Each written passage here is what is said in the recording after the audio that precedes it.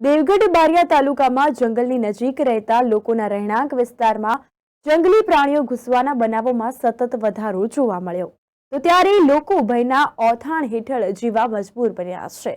ત્યારે રીંછ, દીપડા સહિતના જંગલી પશુઓના ડરથી લોકો ખેતરમાં પણ જઈ શકતા નથી।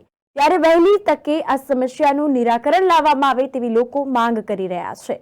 તો ત્યારે દાહોદ જિલ્લાના દેવગઢ બારિયા તાલુકાના ટીડકી ગામે કૂવામાં દીપડો ખાબકવાના સમાચાર સામે આવ્યા છે। આ દરમિયાન ટીડકી ગામમાં આવેલ કૂવા ફળિયામાં રહેતા જુવાનસિંહ બારિયાના ખુલ્લા ખેતરમાં આવેલ કૂવામાં દીપડો ખાબક્યો હતો। તો શિકારની શોધમાં દીપડો કૂવામાં પડ્યો હોવાનું અનુમાન છે।